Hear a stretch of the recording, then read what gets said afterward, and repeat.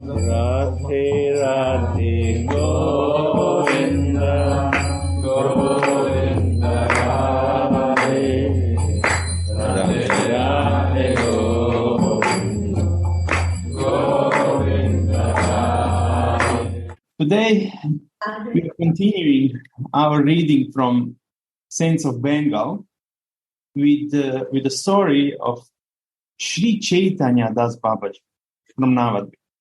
The Rajas of Krishnanagar had been hostile to Vaishnavas.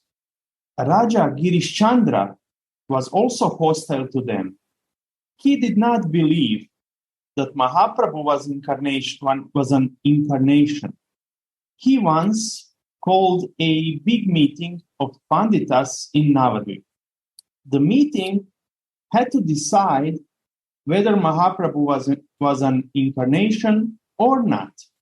Sri Rajanath Vidyaratna was the principal speaker to speak on behalf of those who believed that Mahaprabhu was an incarnation.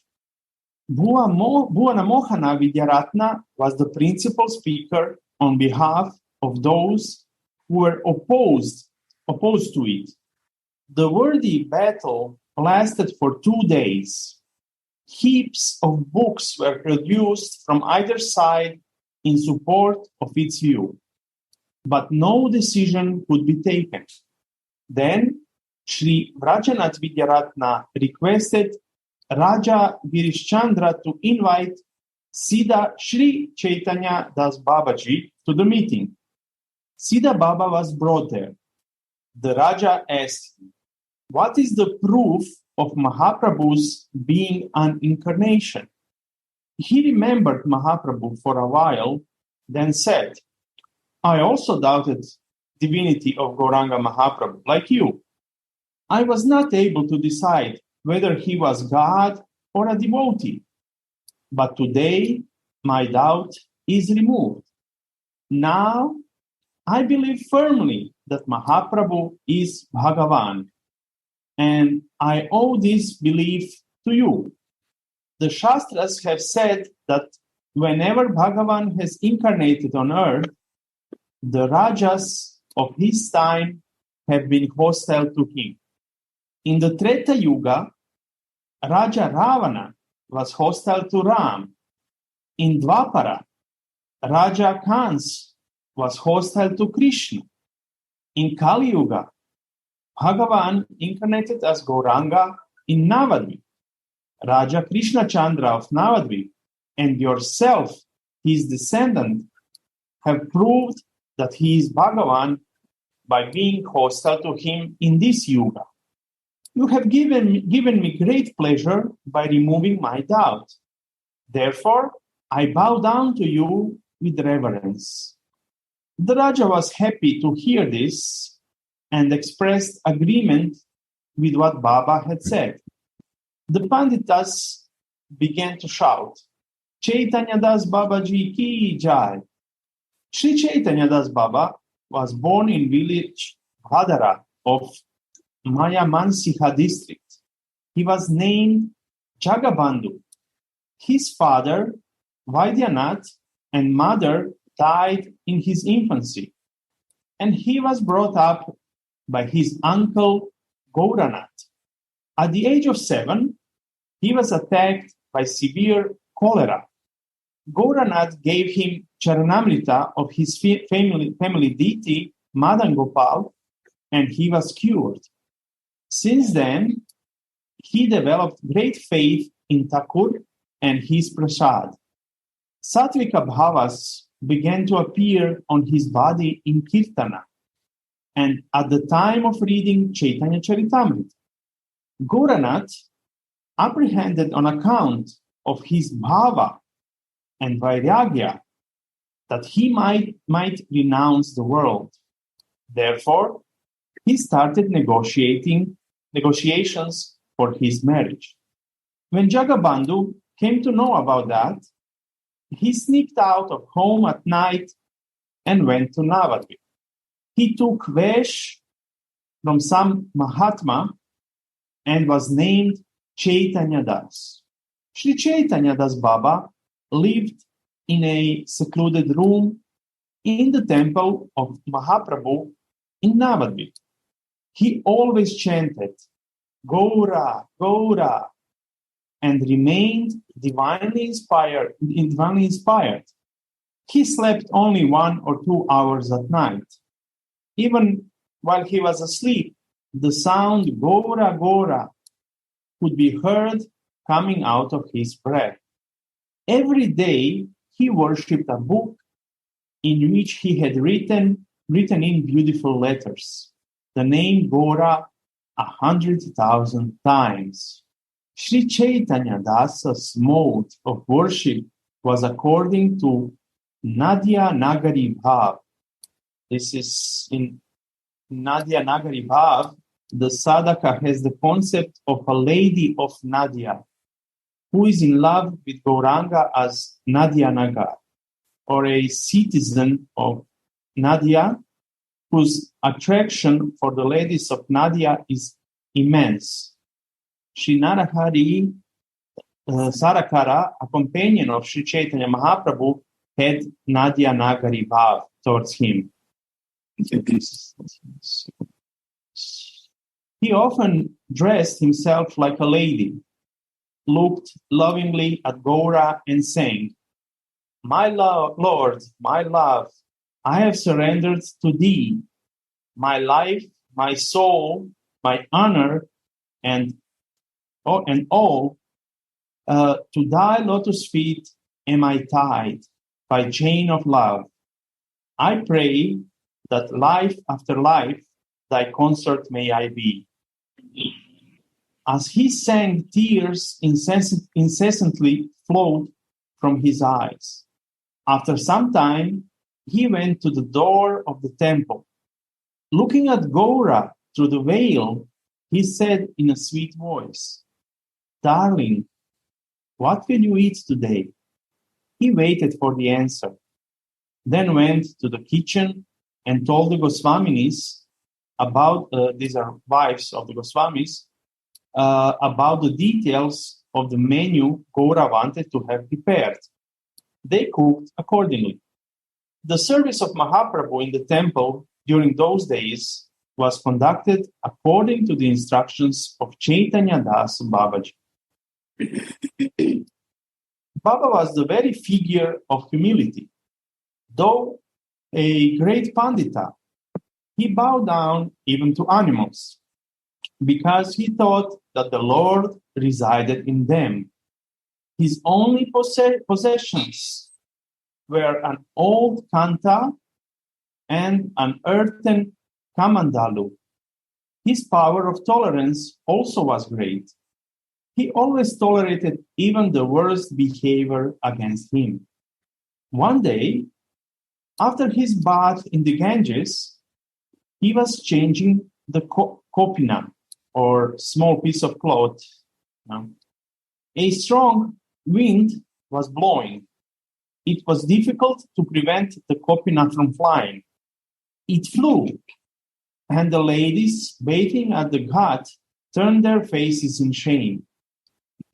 At that time, Jagadish Maitra, a man of wrathful temperament, who was inimical towards Vaishnavas, happened to be there. He said to Baba angrily, Rascal, you became naked before the ladies? Get away from here, or I shall give you a good thrashing. Baba blamed the wind, but promised politely to be careful in the future. Jagadish Maitra got wild and said, The villain does not own his fault and blames the wind, and hit him. Men and women at the ghat were painfully hurt to see this. But Baba said with folded hands, Prabhu, you have meted out the right punishment and given me the right advice. You are my guru. I will never commit this kind of offense again. Pardon me. 3 days after this, Jagadish Maitra had very high fever. He began to rave in delirium. Baba Maharaj, pardon me for my offense.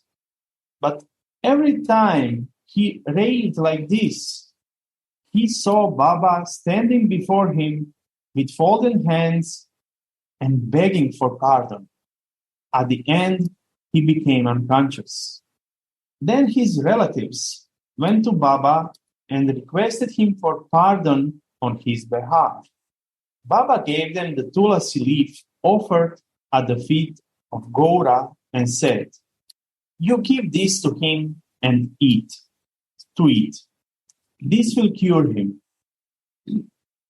As soon as Jagadish ate the leaf, his fever was cured and his animosity against the Vaishnavas also disappeared. He surrendered himself at the feet of Gaura forever. Bhima was another wicked and ferocious person who lived in Navadvip. He was also inimical towards Vaishnavas. He heard that at dead of night, Chaitanya Das Baba indulged in amorous talks with Gaura. He did not believe.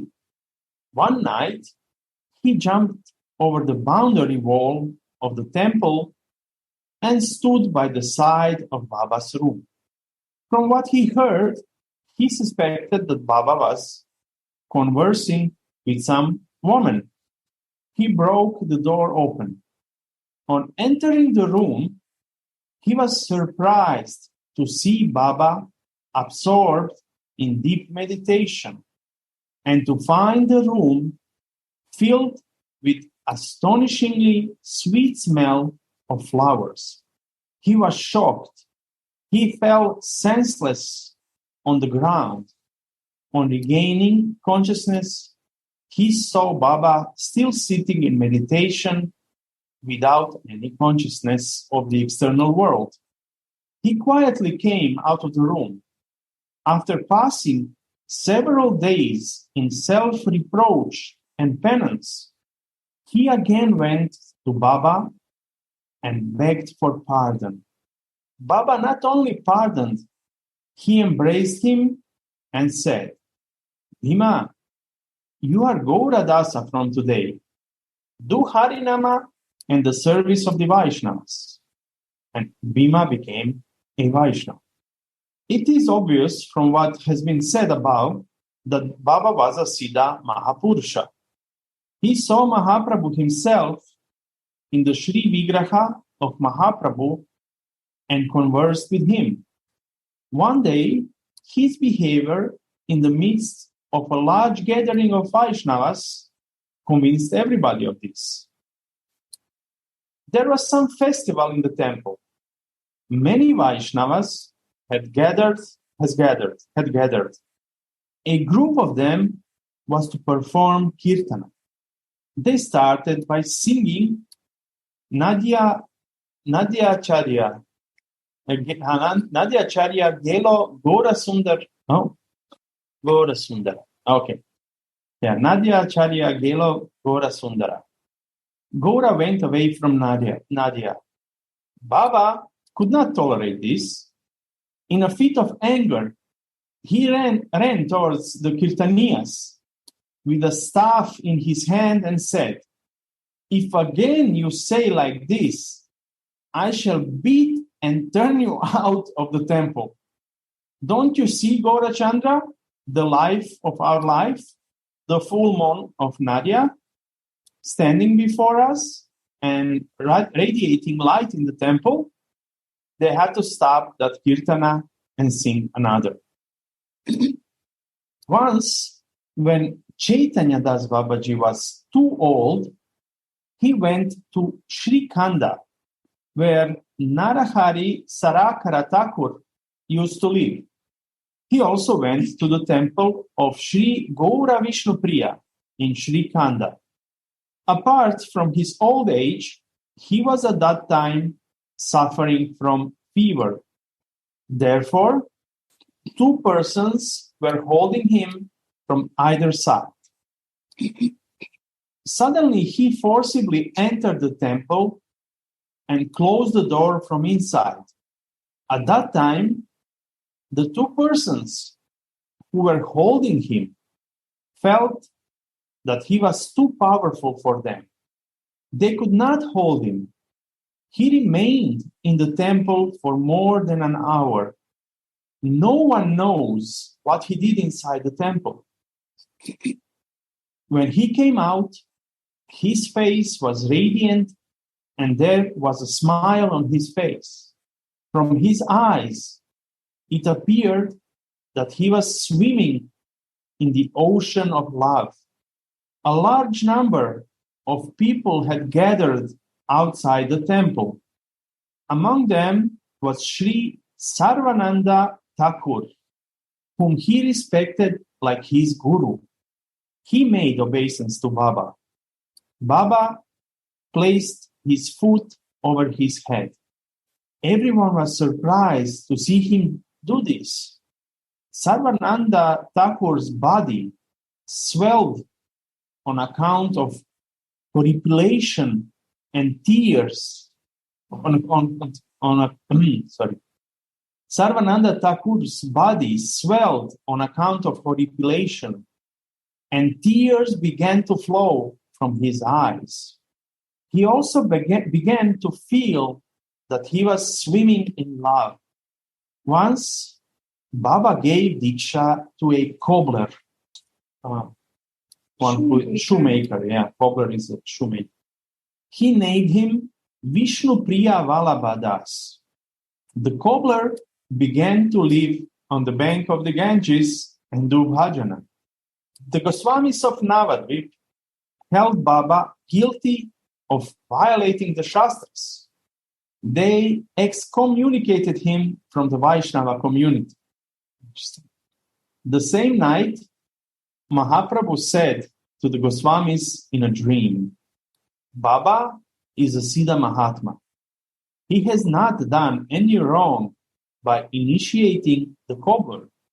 After this, all the Goswamis of Navadvip, including those who criticized his Nadya Nagari Bhav, began to hold him in high esteem. Siddha Mahatmas do not generally make a show of their supernatural powers. But Chaitanya Das Babaji had to do this when compelled by some special bhav or circumstances. Once the Goswami boys sought Baba's permission to lock a beehive in the courtyard of the temple. Baba permitted. When the hive was squeezed, about 3.5 kilos of honey came out of it.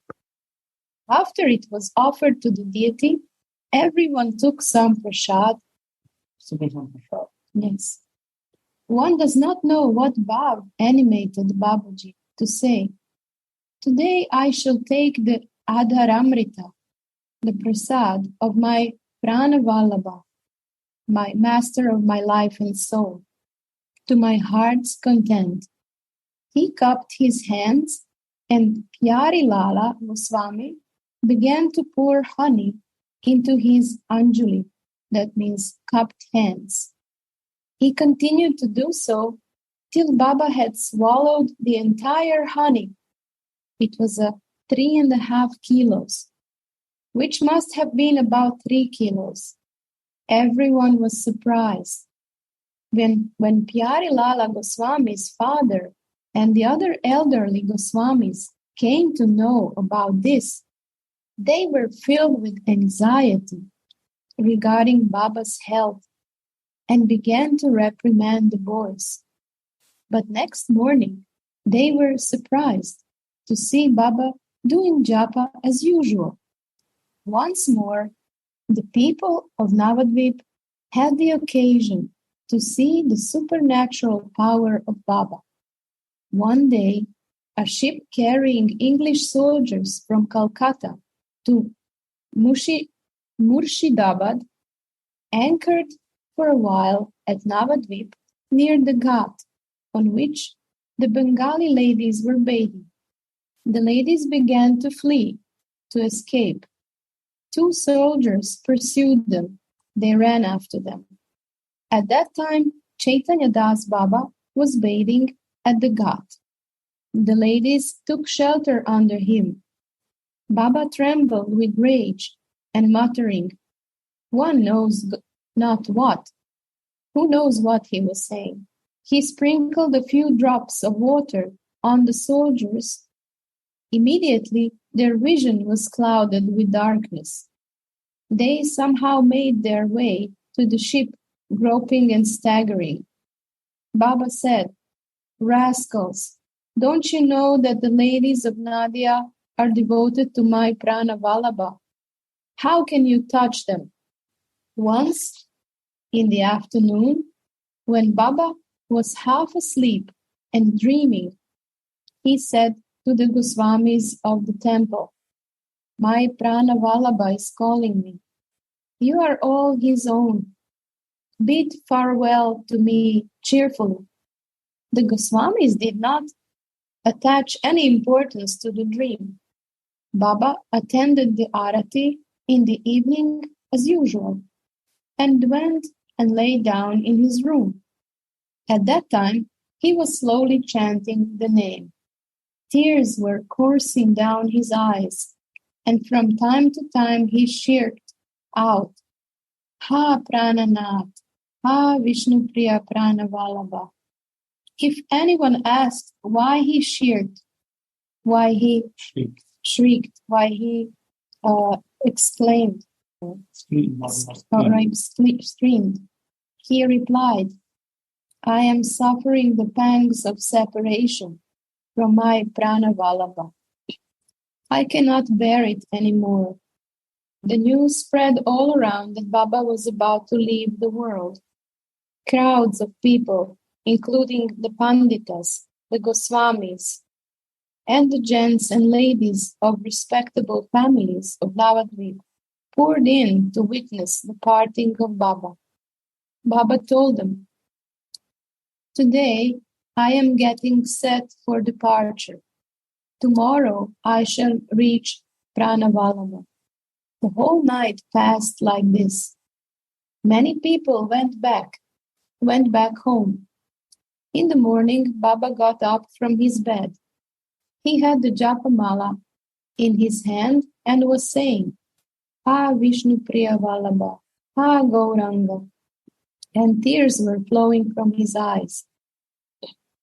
He said to whomsoever he saw, my Pranavallabha is calling me, take me to him.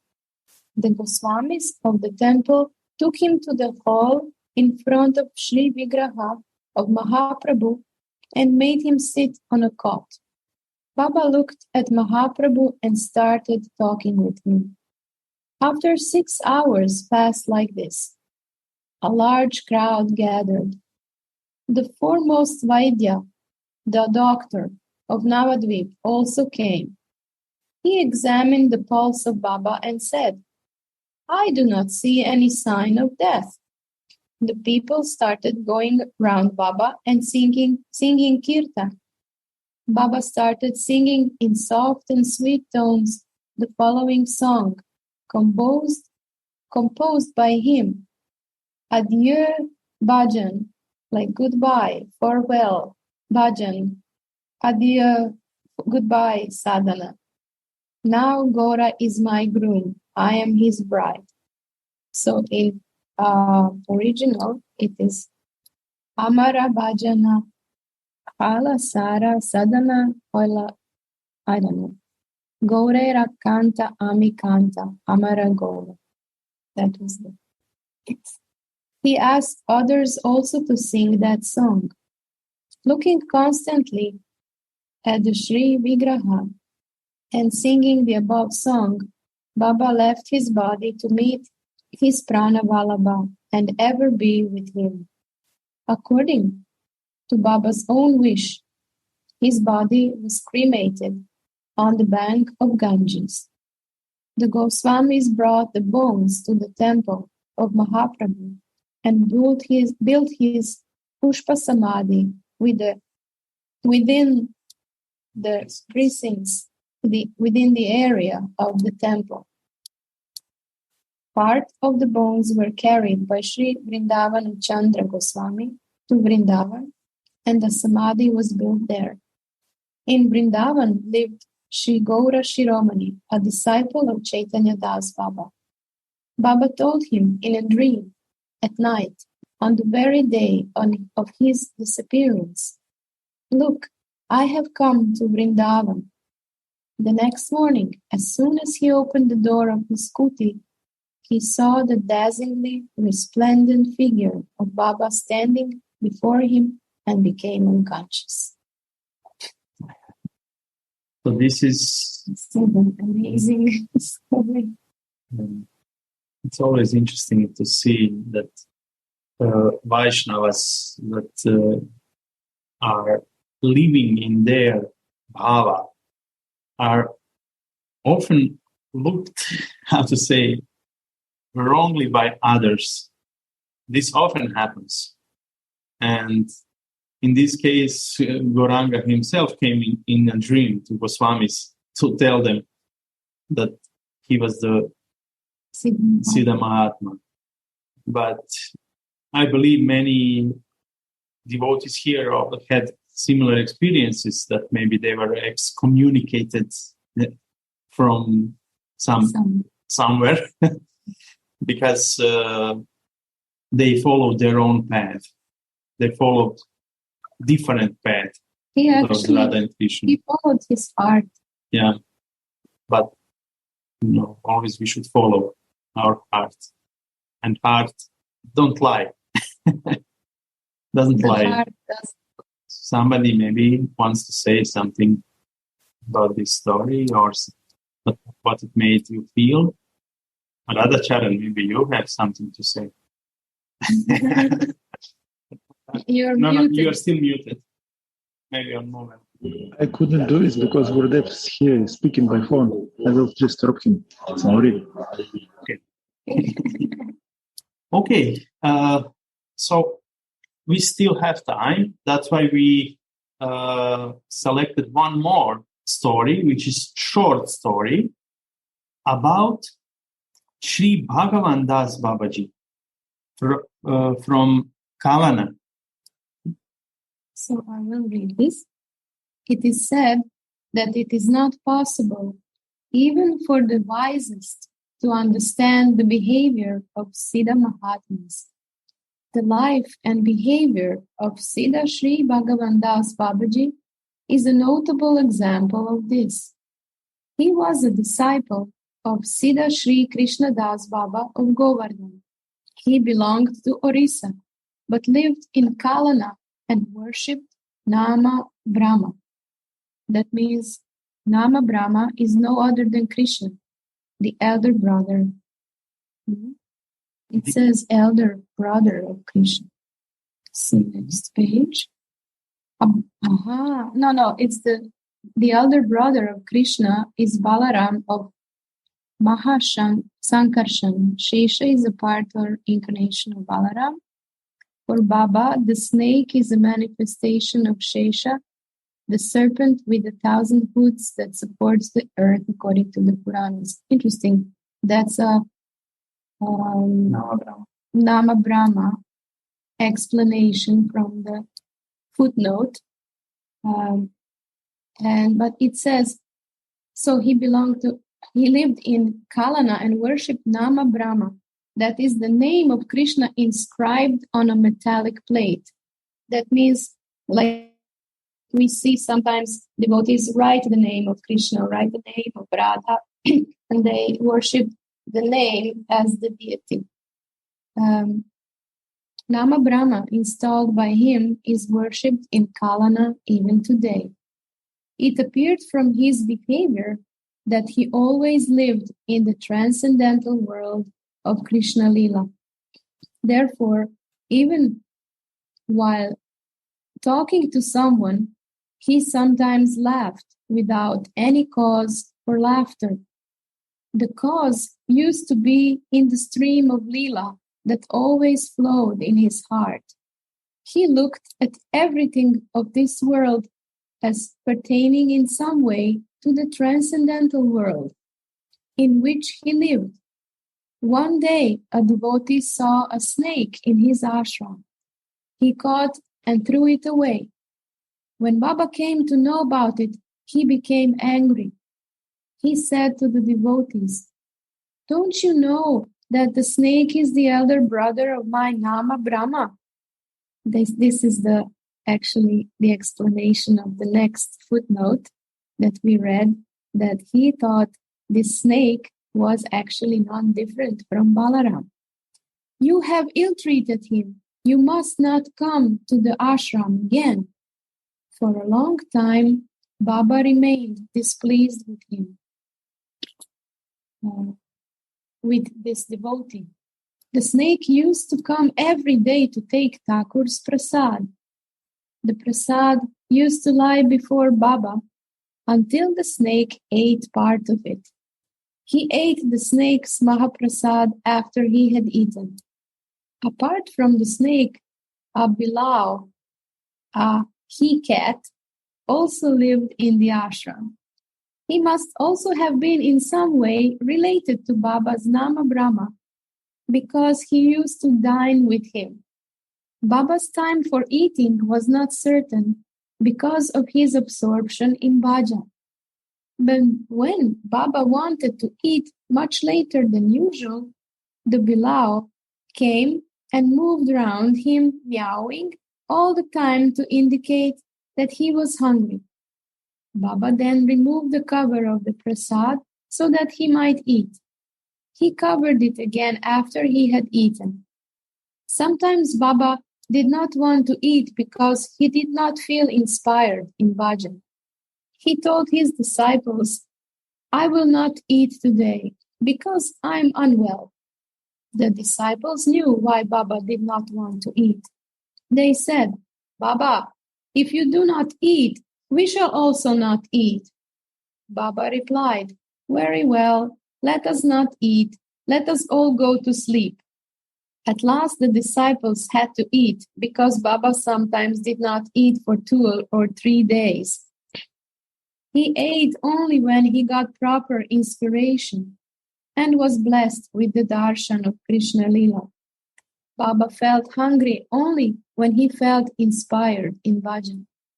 Different kinds of waves of bhav often attacked the heart of Baba. He used to be so possessed by the wave that his behavior was completely governed by it. Although the disciples did not understand his bhav, they were compelled to create situation to suit his behavior. Once a strange wave swept his mind. He thought of building a pond near Nama Brahma and doing bhajan on a machana, stand made of bamboos with a seat at the top, well above ground or water for a man or more men to sit on. So he was thinking of building a pond near Nama Brahma and doing bhajana on this machana in the pond. He said to his disciple Ram Krishna Das, "Dig a pond near Nama Brahma tomorrow." During those days, the wages of a laborer were 2 annas per day. Ram Krishna Das engaged 50 laborers and got his pond dug the next day. Baba's heart danced with joy to see the pond. He asked his disciple, Jagadish Das, to bring bamboos on his own shoulders for making a machan. Jagadish Das brought bamboos and got the machana built. Baba began to do bhajan on the machana. After a few days, by chance, a calf fell into the pond. Baba was very much hurt at heart to see this. He had the calf taken out of the pond and ordered that the pond be filled up. Once the pujari of Nama Brahma stole the ornaments of Nama Brahma and fled, escaped, ran away. The inhabitants of the ashram wanted to report the theft to the police. Baba said, Nama Brahma does not want to wear ornaments. Therefore, he was given them away to the pujari. Let him remain without ornaments. After a few days, pujari came back with the ornaments. He fell at Baba's feet and said, Baba, I had stolen the ornaments out of greed. But when I wanted to sell them, I began to feel very uneasy at heart. Therefore, I have brought them back. Kindly forgive me for my offense. Then Baba said to his disciples, Nama Brahma has again desired to wear ornaments. Therefore, he has managed to get them back. How childish! He does not take a trice to change his mind. He is now like this, now like that. Go, adorn him again with the ornaments. He engaged the pujari again for the service of Nama Brahma. For him, it was not the pujari who was at fault, but Nama Brahma. Baba did not like that his disciples should pray to Bhagavan for the fulfillment of any worldly desire. Once his disciple Vishnudas got fever. Fever continued for a number of days. Baba said to him, Vishnudas, take some medicine. Vishnudas said, Nama Brahma will be merciful and I shall be all right. Baba said, yes, why not? You are such a Siddha Mahatma that Nama Brahma will turn a doctor for you. When you fall ill, you should take medicine. It is not good to trouble Nama Brahma for your sake. A special characteristic of Baba was that he did not ask his disciples to meditate on Krishna Lila, but made Krishna Lila appear in their hearts by infusing bhakti in them. I will read this again. A special characteristic of Baba was that he did not ask his disciples to meditate on Krishna Lila, but made Krishna Lila appear in their hearts by infusing bhakti in them. Yeah. This is the mercy, the beauty of the mercy. Then Krishna Lila appears. It's not that one has to artificially meditate on his own effort, but when the Guru's mercy is there, then Krishna Lila appears in one's heart by bhakti. So this is the nice way to end this story. Yeah. Interestingly, in both stories, there are two things that I noticed. Actually, in this last story, we can see whatever was happening. This Baba, what's his name? In the last story, Sri Krishna Das Baba. He would see in any situation like it's a desire of his Ishtadev, So even when that pujari had stolen those ornaments, he said, "Oh, this is the desire of Nama Brahma or his Ishtadev that he don't want to wear any ornaments." But when that pujari returned the ornaments, now he wants to again wear ornaments. Yeah, they're seeing every situation as their desire, their, how to say, even kripa, arrangement. But also in the first example, that the Sri Chaitanya Das Babaji, he would act always nice to everyone because he would see Gaura in their hearts. Meaning, if we see Radhika in everyone's hearts, how we can act badly towards those people? This is good practice that we practice seeing Radhika in everyone's heart, even animals, and how we would act towards someone who has Radhika in his heart. That's a good question to ask yourself. Sometimes we are angry on someone, we are fighting with someone, having bad thoughts about someone. Would we have that if we think that Radhika is also in the heart of that person? So this is nice to have this vision. This we can practice. Or similarly, like situations that happen, like what he saw with the stolen ornaments, and he considered every situation connected with his Ishtadev. So we can also try to see every situation in our life as arranged by our Ishtadev. Every situation. In a way, this is a surrender, actually. This is surrender to your Ishtadev.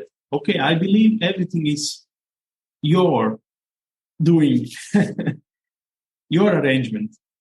So show me. Let me see your arrangements. And I believe that life doesn't happen to you.